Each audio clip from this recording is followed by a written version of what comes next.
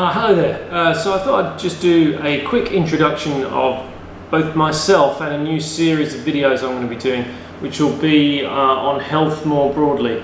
I'm going to start with biomechanics, obviously, because that's my area of expertise, but I'll also delve into other areas, point you to different sources that I think you'll find interesting. And any areas outside biomechanics, I'm going to be more asking a lot of questions rather than giving you all the answers, because obviously I don't have expertise in everything. In the area of biomechanics, I felt like it's been quite important for a while to have some videos explaining in a little bit more detail what I do. I always find it hard to get across to people in just a short video exactly what's going on, and it's very, very complicated stuff in many ways when you're trying to correct your posture and your movement, which is what I'm all about here. So those are a series of videos coming up, but first I'm going to just tell you a little bit about me and my journey through to where I am now. So I've been playing sport since I was probably about 4 years old. Squash has been my main sport in all that time, and I played at a pretty high level up until I was about kind of mid-20s, and even then, during that time of my early years, I just played every sport I could, basically tennis, football, basketball, cricket as well, and so really in my early ages it was all about sport. And then it started to become more about fitness. I actually stopped playing squash in my sort of mid-teens and concentrated more on fitness. So that when I came back into playing squash, I had the mentality of a kind of a fit person, and so I used training in the gym and running as well to try and help me on a squash court, to actually make me fitter playing squash. What I found, looking back at it now, if I'm honest with myself, is that a lot of that fitness that I thought I gained through the exercises in the gym or through running actually didn't translate too well onto the squash court. I found that people, my best mate included, would just kind of turn up, play squash once or twice a week, and they'd somehow be kind of almost fitter than me on a squash court, which I kind of found a bit irritating at the time. I just kind of put it down to the fact that I'd missed a few years in my teenage years, and that my technique maybe with my movement wasn't so good. There may be some truth to that, but I actually think there's a bit more to it. With the expertise that I have now and looking back, it is very likely that a lot of the exercises I was doing outside the gym actually harmed my fitness on a squash court, but more of that later. But so what I found is that I'd hit kind of a peak. I'd trained very, very hard, and it was no doubt very good mentally, and I was no doubt stronger than most people simply because I spent a lot of time training. But it didn't make a huge amount of difference really functionally on a squash court. And so until I was about 27, 28 years old, I didn't really think much more than that. I was training people in the gym as well. I've been a trainer since I was about 20 years old, and I've coached squash, and and I've spent some time teaching in England too.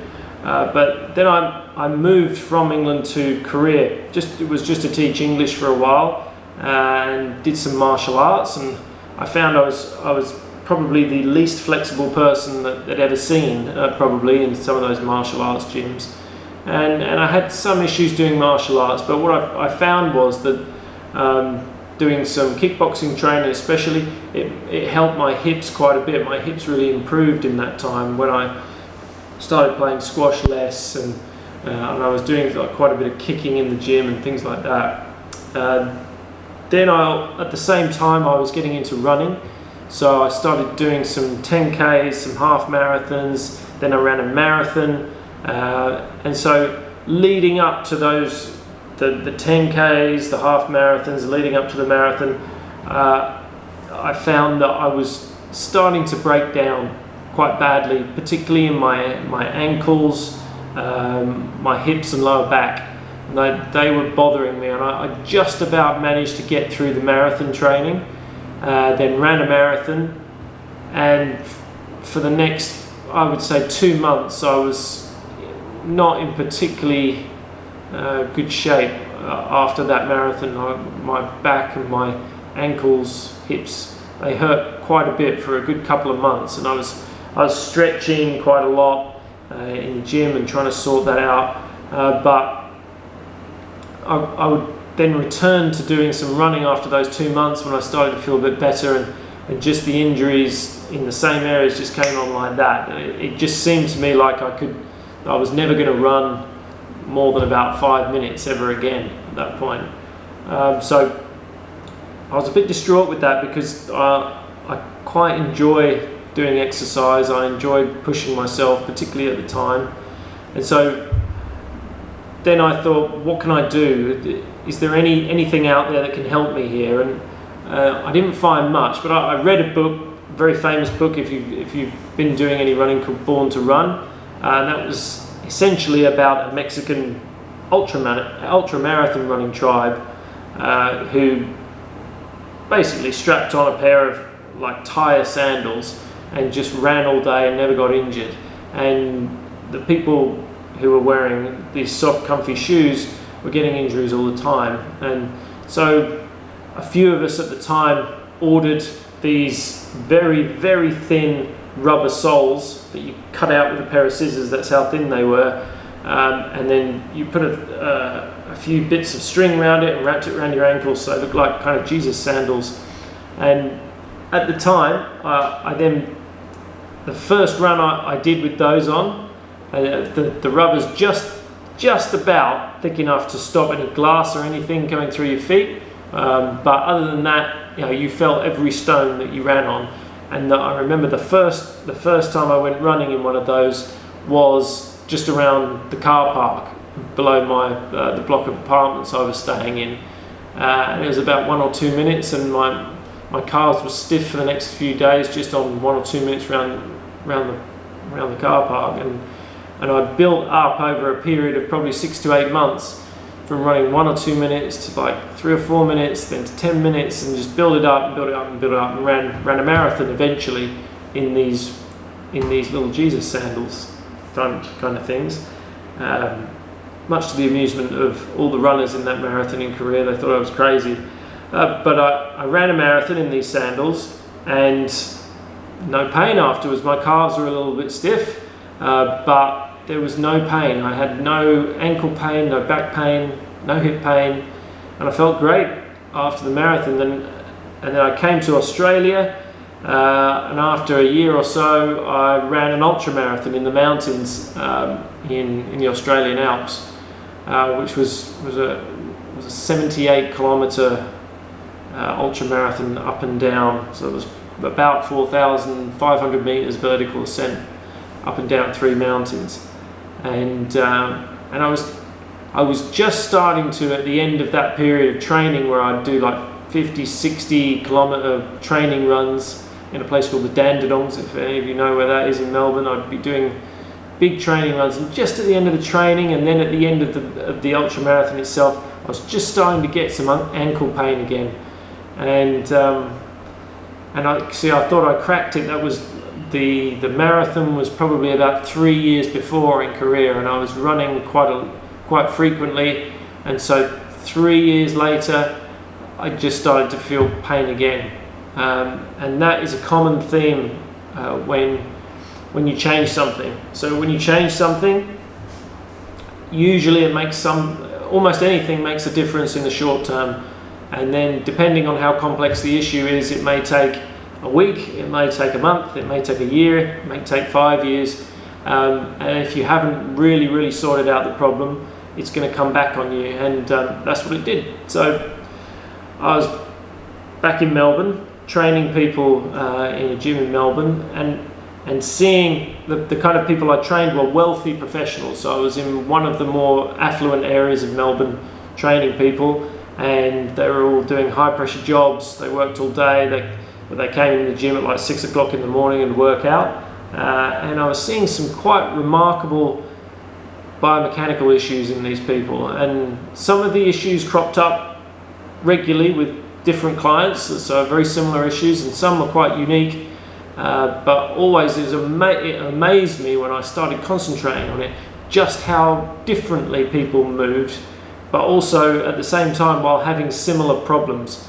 So that was quite a big influence on me, that particular position, because even here now I'm in Cairns, I'm still training people, but I have to admit I noticed much more obvious and bigger postural and movement issues in Melbourne with my clients in Melbourne. So that's what first cottoned me onto it. And I was coming to the end of training clients in Melbourne, and I was kind of interested in testing myself a bit more. So I did the marathons in Korea, I did the ultra marathon in Australia, and so I thought I can't really do any more ultra marathons because my ankle's playing up. So I'll get on the bike and do some interesting things on the bike. I had a friend who cycled from back home to England from Korea, and taking a bit of inspiration from that, I thought I'd give some bicycle touring a go. So the first major bicycle tour I did after a bit of practice in and around Melbourne, Victoria, was to go from Darwin to Melbourne, so straight from the north coast of Australia down to the south. I did that in 28 days, which was about 160 kilometres a day, so about 100 miles a day to do that. So I discovered after that first trip, what was interesting is kind of how rubbish I felt after it physically. You'd think that you'd feel as strong as an ox after riding 100 miles a day with a really heavy touring bike, but it wasn't the case really. I remember going for a run a few days later and just feeling so heavy on the run. It didn't feel very good, and then I just didn't feel great in the gym either. It took a little bit of time to start feeling normal again, but it was only a week later that I then went and cycled around New Zealand, and I think New Zealand was a bit different, as I was hiking quite a lot in between as well, so I tend to feel a bit stronger after that New Zealand trip. Then I did a few other trips in England, in Spain, in the US, in California, and then back to doing kind of halfway around Australia, Melbourne to Broome via Perth, which is quite a long way. I think that whole trip, along with a bit of extra cycling after that to get me to Cairns, I did take a little bit of a bus in between there because I wanted to get to Cairns to do some diving as well. But that was about 11,000 kilometres, that trip.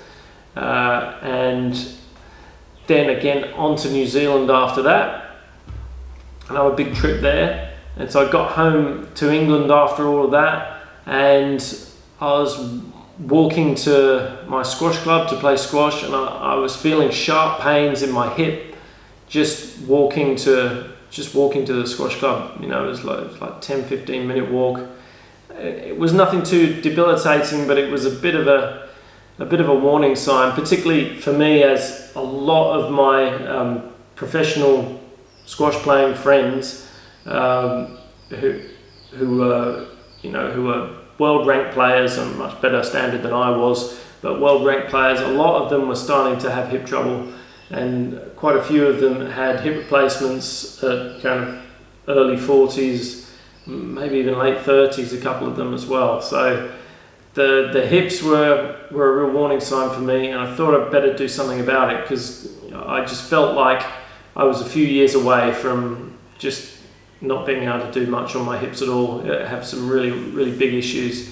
And so that's where I discovered, I was, like I said, I was training with functional patterns for a bit, trying to study biomechanics a little bit, and picked up some stuff with all of that and training clients in Melbourne. And then I started to get really serious about it and really started to try and fix my problems, and that was getting on for 3 or 4 years ago now. So I've been consistently getting better for 3 or 4 years. My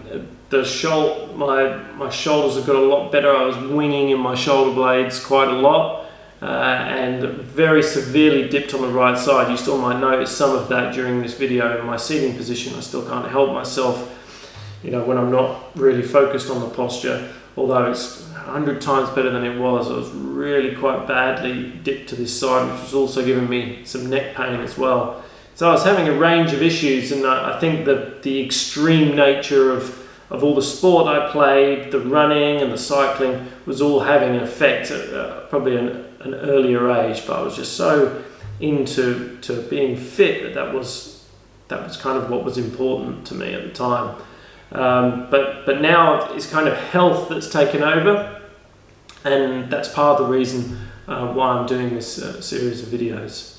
And I want to share a little bit more about the biomechanical side of things, because it's extremely complex in many ways, but it does have some fundamental aspects to it that are not too complex, and that most people can probably work into their lives a little bit, and will certainly make things a little better. I often tell to my clients that you've got like a few different stages, so you can keep on the path you're going, and your posture is just going to get worse and worse and worse as you age, and with your declining posture you're going to get your movement's going to get a lot worse, and as the movement becomes less efficient, one of two things happens, and maybe the third thing, or maybe both will happen as well. What you'll either get is you'll get pain and injury, or you'll get reduced range of motion, so it'll stop you doing things. And sometimes the two go together. They don't always go together. I've known people with some pretty ordinary postural positions that manage to get away with it, and they don't seem to feel that much pain and injury. Something, again, I'll explain why that is later on in the series. But one of those two things will happen, often both, usually both. And so what you'll get is, if you don't try and actually improve the way you're moving and your posture, let's say you do the kind of training I'd advocate, where you don't do it at all, and then your problems, they just get worse. Then if you do it a little bit, your problems will get worse a little more slowly. Then if you do it, let's say you do the equivalent of just enough training, and then you don't change too much in your life, but it's about the same, the level of effort that you're putting in and the level of change here, then you just don't go anywhere, you don't get any worse. But if you can manage to actually make the biomechanical training that you're doing accurate enough, and you do enough of it so it actually increases the level of, you could say, stress on your body, of physical stress on your body, that it increases more than what you're doing in the rest of your life, then you'll actually start improving. And this is what I was finding with my posture and my movement.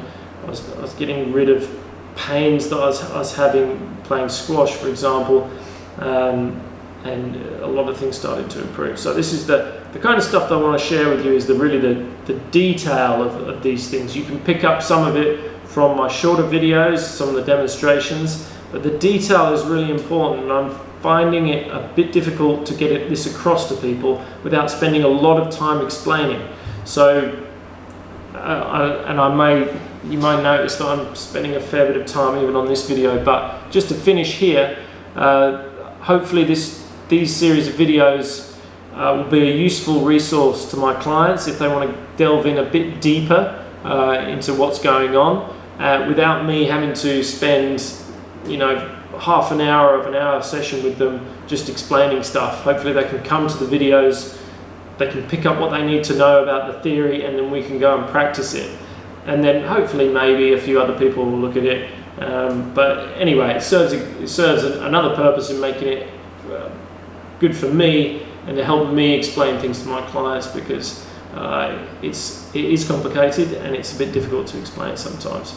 So Healthcast number 1 from Cairns Gait and Posture Training will be about biomechanics and really the fundamentals and the key aspects of really good, efficient human movement. So that's coming up. Hopefully you'll tune in. Cheers.